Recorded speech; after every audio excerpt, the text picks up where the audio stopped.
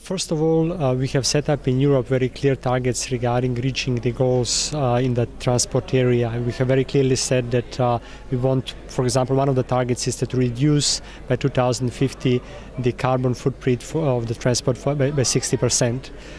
So in order to achieve this ambitious objective, I think electromobility is one of the key answers and key ways to achieve this objective. So we think that without electromobility, we'll never be able to achieve this objective. Of course, the technologies are there. So we have the electric engines and so on, but the key issue is to use ICT technology in a smart way so we can provide users of transport the right information so they can really deploy and use the electromobility to the full scale. So we are using now these projects in such a way that we will test how different approaches can be integrated in order to support large-scale deployment of electromobility throughout Europe, and also to support European industry in order to reach out of European Union on the other markets with finding the right solutions.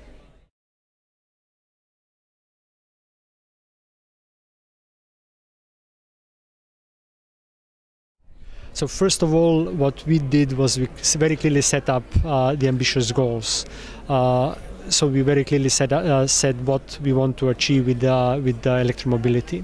Now the second thing is, of course, to provide appropriate support for reaching these objectives. One very important one is the right regulation, the right regulatory framework which will support deployment of electromobility on the largest scale. And there are a number of important elements in this respect. One of them, for example, probably one very important one, is appropriate standardization. We have to set up appropriate standards, not only in Europe but worldwide, which will facilitate that electromobility will be fully deployed. Then at the same time we have to continue supporting research and innovation. As you know, in the past we had launched private-public partnership which we call the Green Vehicles. This is a public-private partnership which has a public contribution of €1 billion to support research and development in this specific domain. We intend to we already have a number of projects which are working in this respect, but we intend to continue supporting the PPP of the green vehicles also in the future.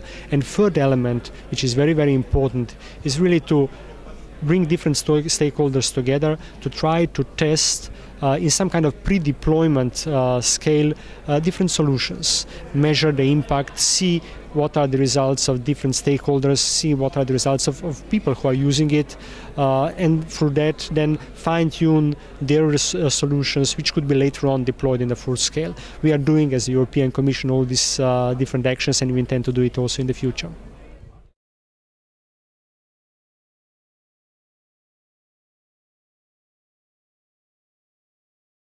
As you know, the digital agenda is an overarching policy which is trying to actually address all citizens. So we see electromobility is a crucial part and very important part of the digital agenda. How are we doing it? For example, through different, I mentioned already, for example, standardization part, but it's very important to engage also with other stakeholders beyond the European Union. So under the umbrella of the digital agenda, we are also engaging with, for example, United States, Japan, in order to set up the worldwide standards which will help deploy electromobility on the larger scale.